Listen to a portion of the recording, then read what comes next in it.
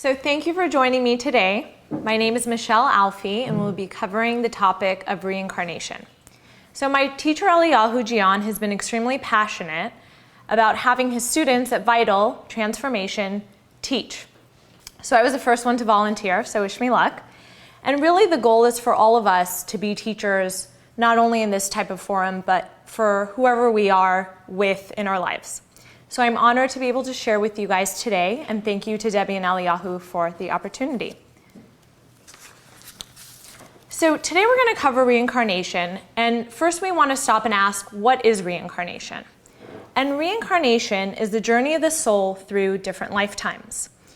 So this is going to be the first class of a 3-class series, and today's class will cover kind of the basics. So we'll talk about the different levels of the soul, spiritual cleansing, what pain does and the rewards of pain, and why do we even reincarnate? So I'm going to keep it very basic. I want you guys to attend the second and third lecture, so I don't want to scare you off. So we'll do the basics of reincarnation today. So when thinking about reincarnation, why is it important to learn about reincarnation? There's so many different topics that we learn from. We do the Zohar classes, there's palm and face reading. Why reincarnation? Why is that even important?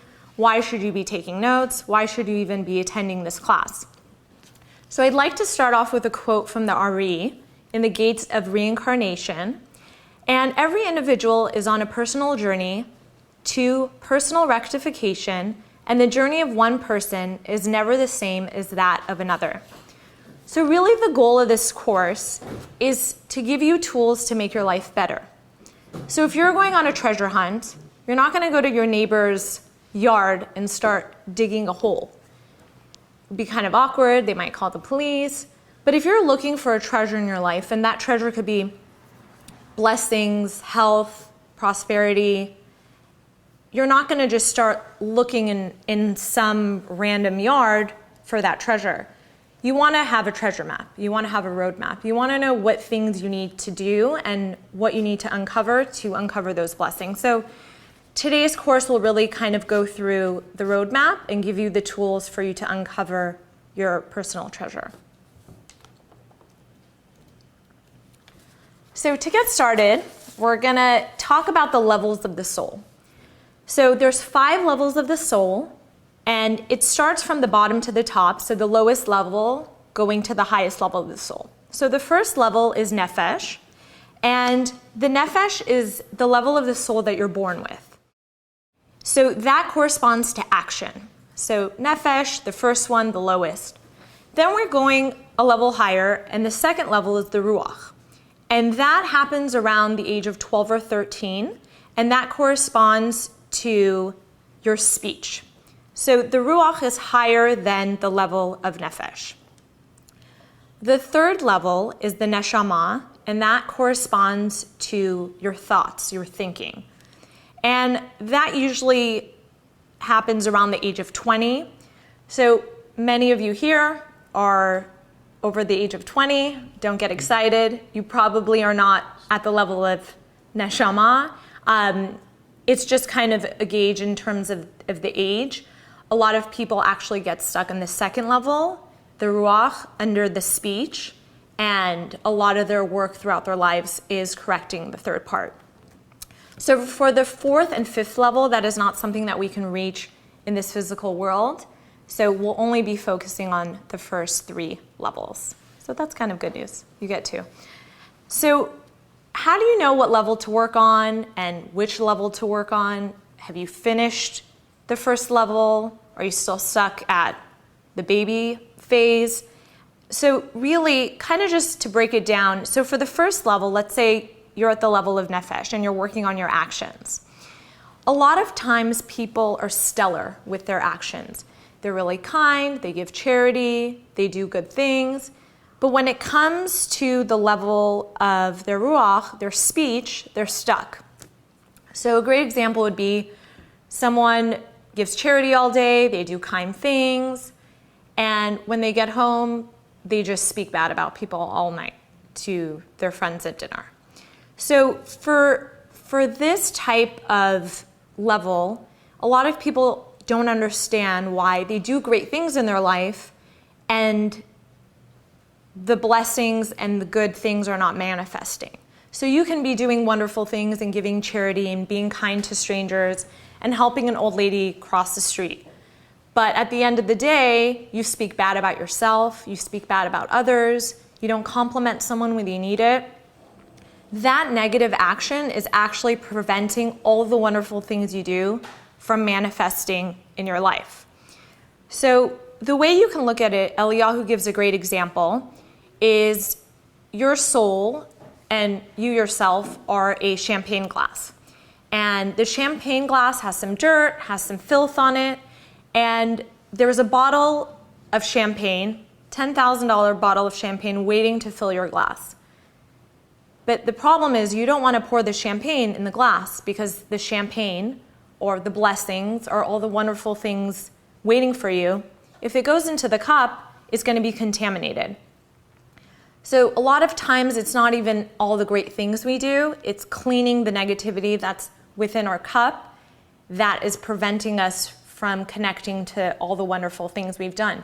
And I think that's why a lot of people wonder, why bad things happen to good people, but I do all this great stuff, and why is nothing going my way? Sometimes it's as simple as refraining from the negative acts that allow all those wonderful things to fill your cup. So the way that it works when you're completing each level of the soul is you can think of it as a video game. So my video games back in the day was Mario Brothers. They're a little bit more high tech now. But the way it works is you complete the first level, which is Nefesh, and then you move on to the second level. And once you've completed that level, you can move on to the third level. So you don't kind of jump from one level to another. You complete one complete level of the soul, and then you can move on to the next. The good news is, if you're working on the third level of the soul, the neshama, and you damage that level, you don't start all the way over. You don't start from level 1, which is the nefesh. You get to just start at the beginning of the level of neshama, which is great news. But oftentimes we come back in many reincarnations to fix a certain level. So you can come back a whole lifetime just to work on the ruach, and maybe even another lifetime. So now that we've understood the different levels, so how do we cleanse these levels? How do we elevate? How do we get to that third level? And let's start by the nefesh. So let's say we're working on cleansing our nefesh. So this is the part that deals with actions. So let's say you do all great things and you're kind and you give charity. You also want to focus on the negative things that we do. So for example, stealing, robbing a bank, cheating, maybe harming someone physically. So these are all the things, negative actions that you would have to refrain from in order to correct the nefesh level of your soul. So some things are more challenging for some people, some are not as challenging for others. I didn't wake up this morning wanting to rob a bank, thankfully, but we all have our negative traits that we have to work on preventing ourselves from doing in order to cleanse that level. So I'll share one of mine. It's not to rob a bank, don't worry. My challenge, I think, with negative actions is impatience. So hopefully none of you have been in a car with me, but for whatever reason, when I get into a vehicle and road rage and me are not a good match. So usually when my friends and I are going out, they always offer to drive because they've been in the car with me. And I'll try to take an Uber just because I don't want the challenge of being on the road with people. I also get to work at 6:30 in the morning because I don't want other cars there. So I try to maybe avoid it the best I can, but what happens, hopefully you'll never see it, but I become really angry, very impatient, I high beam, I honk, I make up bad words, name it, and I've done it.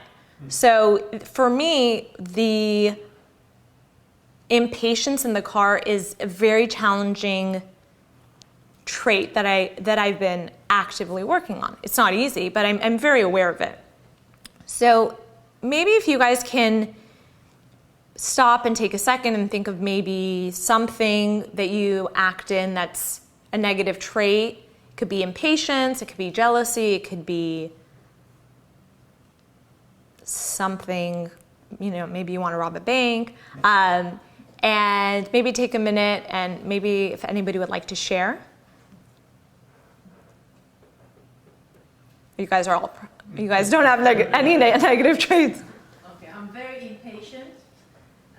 When I see something that's the right thing that's supposed to come my way doesn't, so I become reactive. I'm like, why not? This is the way it's supposed to be. So I notice that a lot when I deal with the bank or I deal with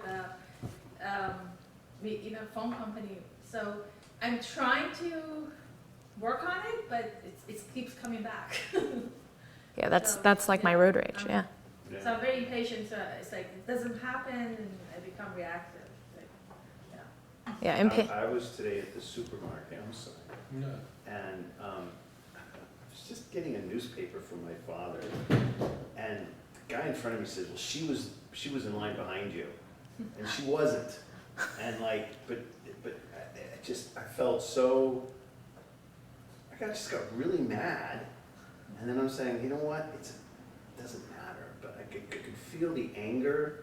And that saying, that's not right, that's not just, I'm correct, you're not. And I let it go, but I could still feel that anger was there. And it's a stupid newspaper, waiting in line. The lady was actually carrying a baby, so I would have probably let her go anyways. But I was aware of that negative power that was coming over me, which is impatience and stuff. So. Was that today? It was this morning, yeah, and then I'm at Whole Foods, and I do it again, but this time I knew I was wrong. It was apologizing. Impatience is a big one. I think everyone has somewhere to be, or everyone's always late for something, so I think impatience is a really big one.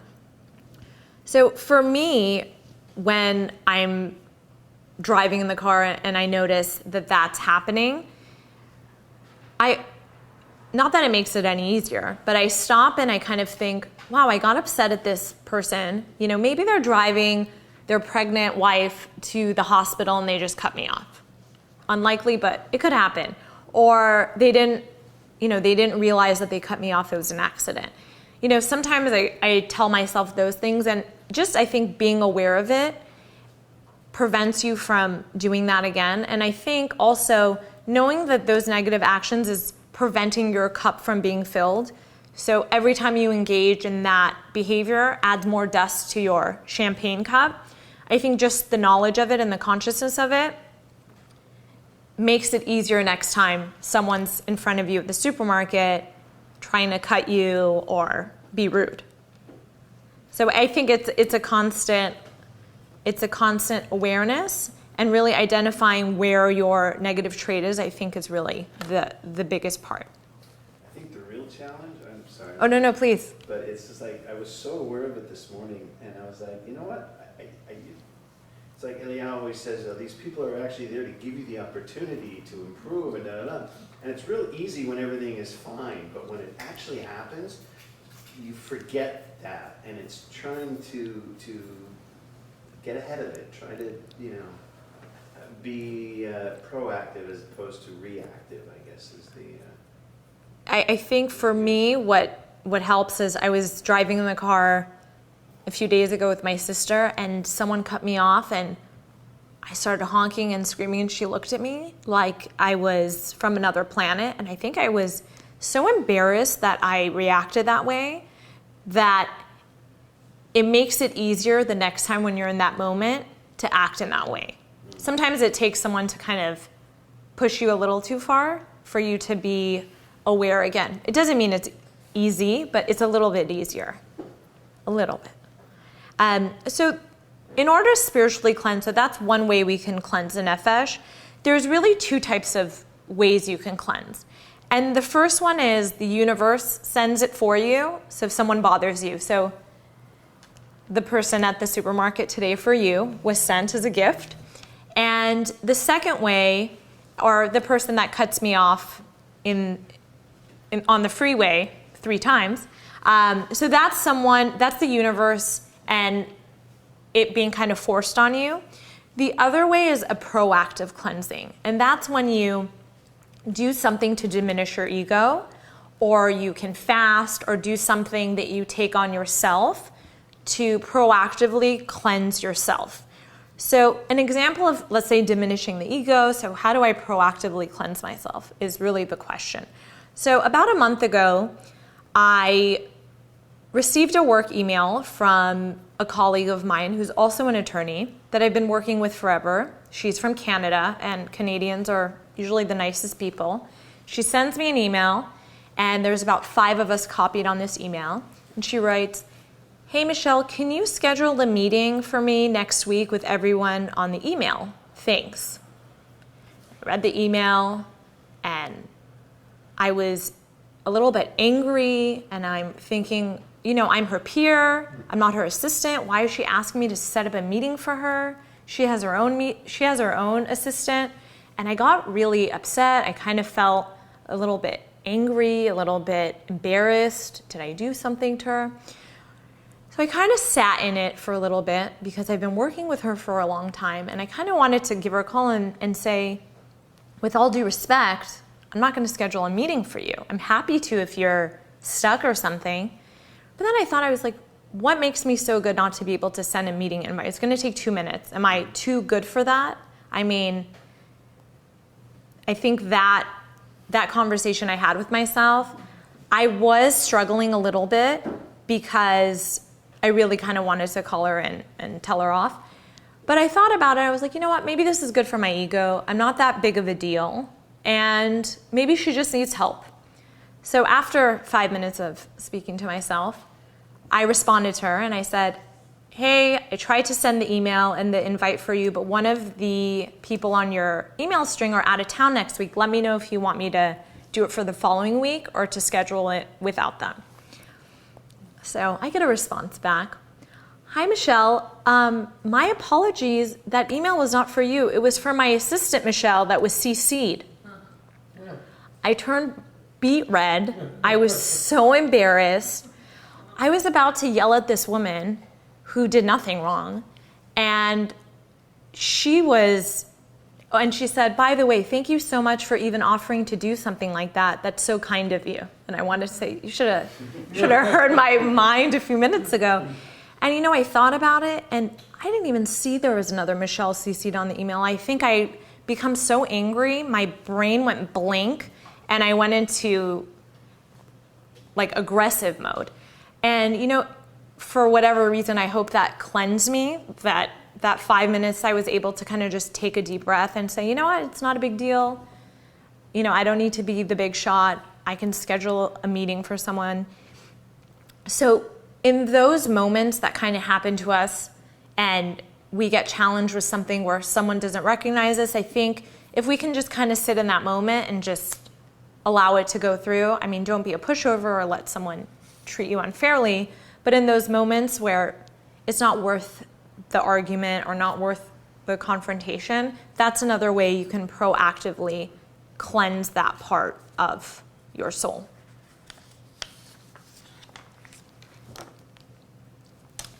So we're going to get into pain a little. I know this is a little touchy subject, but how does pain affect our soul and our body? And this could be physical pain, emotional pain, any pain that we deal with. So the good news is pain removes negativity attached to the soul and the body. So whether it's chosen or not chosen. So when the soul leaves the body and one passes and they go to hell, or we'll call it Gehinnom, the only purpose is to cleanse the soul before it elevates. So the cleansing depends on the pain that you experience in this life. Either you didn't experience the pain, if you didn't go through that cleansing, you'll be reincarnated for that type of cleansing, or you feel the pain when you go to Gehinnom. And the cleansing can be in multiple different ways. It could be someone bruising your ego, rejection, not getting approval. That type of pain is actually cleansing your soul. So as often as it is uncomfortable and painful, it actually has a positive effect. So if you guys can think of a time maybe in your life that was extremely painful and throughout it, you know, a breakup, or you didn't get your dream job, or something that you felt and it was extremely painful, more oftentimes than not, something really beautiful came from it, and it actually opened to more joy and happiness. So anyone can think of something they want to share? Good question. Please. You said something that totally threw me off because you said when we go to hell. Oh, okay, yeah. I tried to. I don't believe that there is a hell. So it's not a place that you go to be punished. You could think of it as like an infirmary that the soul goes to cleanse the negativity attached to it. Right. So it's kind of like a cleansing. Okay. So it's not a negative, like bubbling red, boily water and Okay. creepy things. Yeah. No, done like stuff like that. But it's actually a place where it's removing the negativity from the soul. And so if someone in their life is very attached to approval and has a big ego, and going through that process is going to be very difficult for them because they're more attached to more the body consciousness, which is the approval and, oh, I'm great and I'm wonderful. And so kind of the exterior and the material issues Right. is a little bit more burdensome and more challenging for them. But for someone that's done work on themselves and experiences that, it's very short-lived. Okay. So it could be like a nice breeze through, 10 seconds. like a nice breeze through. Yeah. But someone who lives their life and is very connected to the body and the materialism and the ego, it's going to be more challenging for them to remove those layers. Thank you. You're welcome. So, you know, anybody think of a time that maybe they thought was really challenging and painful, but it ended up being amazing or hidden, you know, in hindsight, it turned out to be one of the best things that ever happened?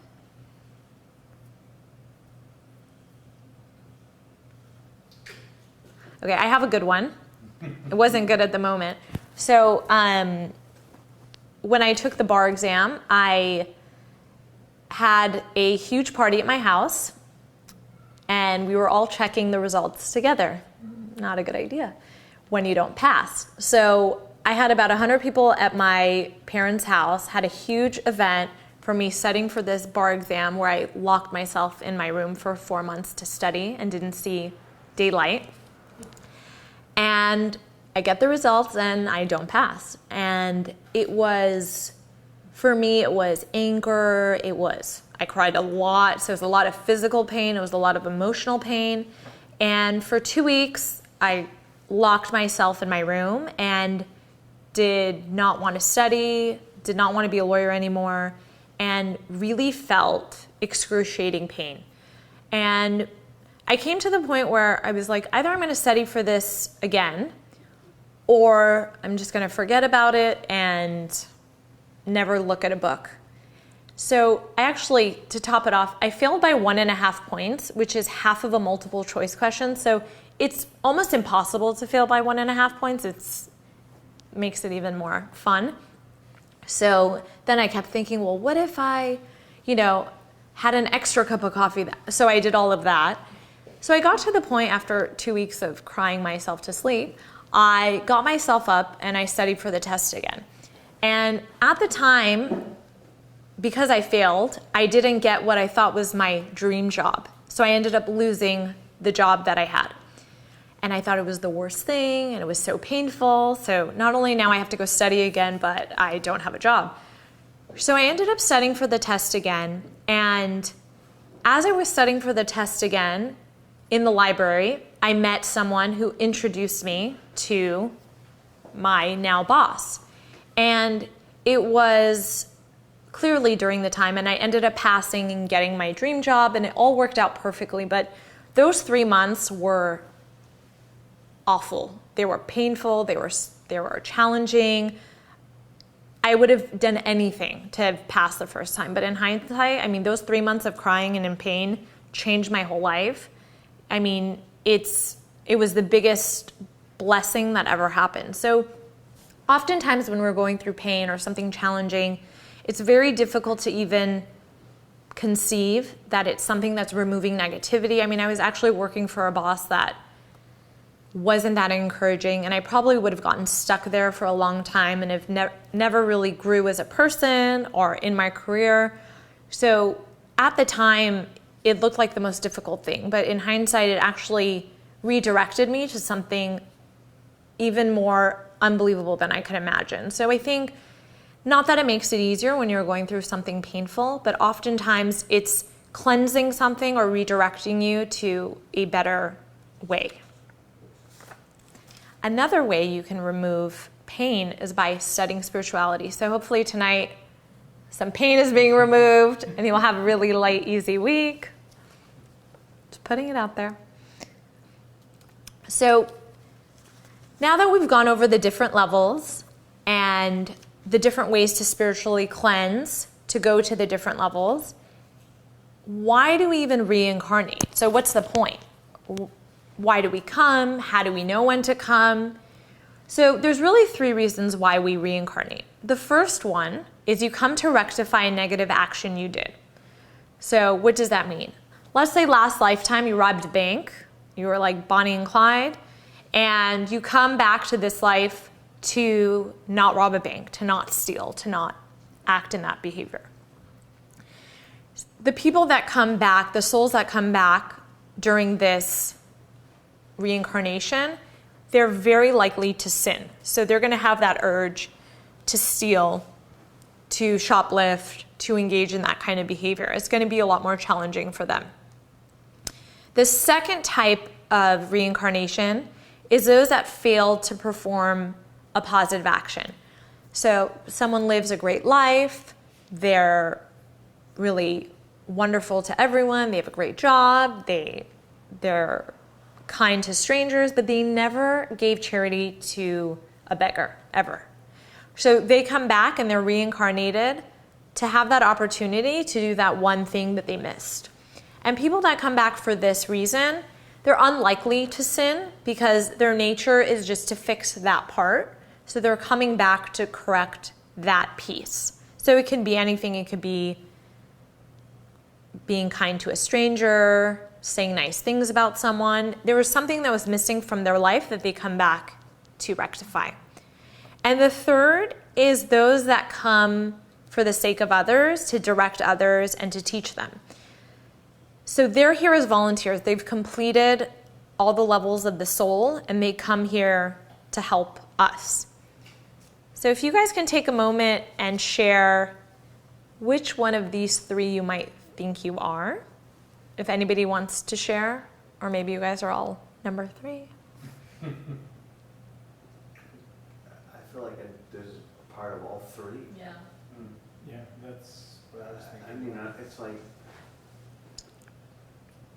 one of my questions is this whole thing is like, well, you know, how perfect do you have to be as far as rectifying a negative action? I mean, I can't, of course I must, I mean, I don't know, it's previous lives, but yeah, I had to have some negative actions and then fail to perform a positive. I mean, if I forgot to give charity one time to somebody, I just don't get the whole, how perfect do you have to be in order to move on? So I don't think it's like a number of times. It might just be like the quality. Like maybe you don't give charity your whole life, and then one time you give it to that one person and it shifts something for them. So I don't think it's kind of quantitative. I think it may be more qualitative. And who knows, in your last life, maybe you cleansed all the negative actions. So maybe you're just here for that one thing. So it really depends. I wish I knew, but I can't give you an answer. Right. Because I feel like I'm Right. here for all 3. and I think all of us really connect to a little bit of each, because sometimes we feel that we're here to help someone, and then I know there's always something that I feel like I should be doing that's missing, but I'm not really sure what it is. And, you know, sometimes we all have that negative action that we really have to overcome. So I think all of us can really identify with one of the 3. But I think one might be the most prevalent, and that's the reason why you come, even though all three can be relatable.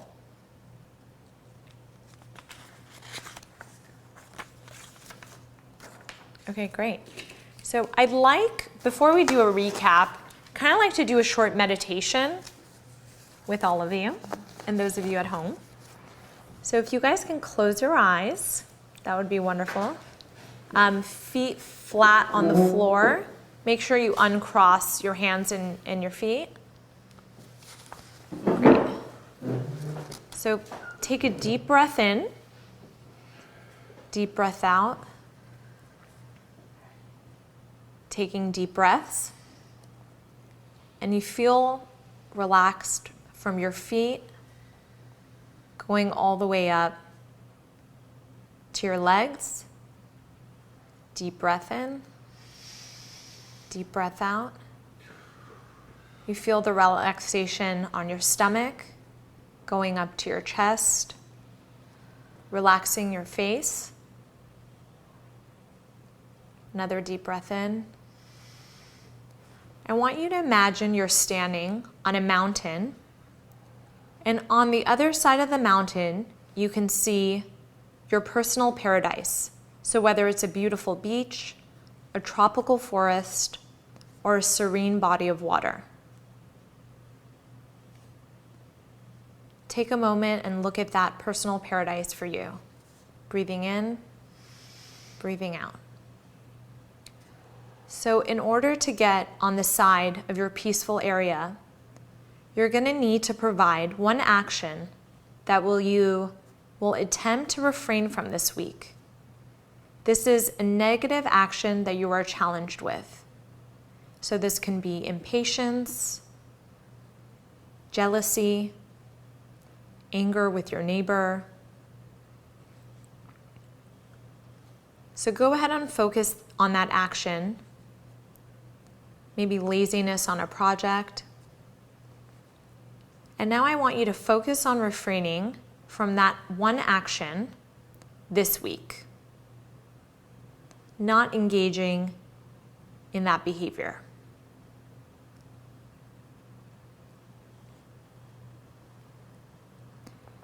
Now that you have identified that action, now you can cross over to your personal paradise that you were able to see. Take a deep breath in. Take a deep breath out. You have now entered that place, your personal paradise, and you feel true peace, tranquility. Your soul is calm. You feel connected to all the blessings waiting for you. That's health, that's love, that's prosperity. You have peace of mind here. And take it in. Take a deep breath in. Take a deep breath out. Really take in how wonderful it feels and how you feel one with your soul, and you feel true happiness and calmness. Take a deep breath in, feeling the sun on your skin, hearing the waves, hearing nature. Take a couple more deep breaths. And now focus on taking that action that you promised and taking it in for the week and asking for help and guidance for yourself and everyone in the room with you. Take a deep breath in. Take a deep breath out. Now counting back from 3. 3, deep breath in. Deep breath out. 2, deep breath in. Deep breath out. 1, deep breath in. Deep breath out. And open your eyes whenever you're ready.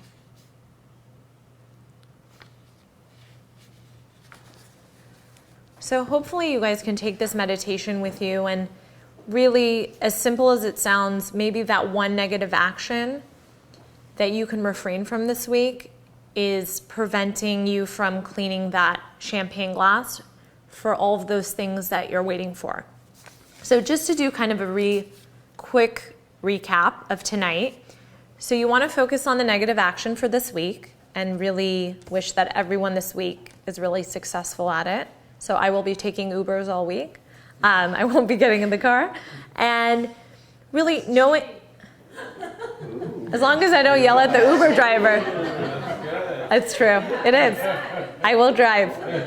And taking the knowledge and awareness of what you learned tonight, while it doesn't make the challenges easier, just having the roadmap and knowing that these are points that you can overcome and really work on.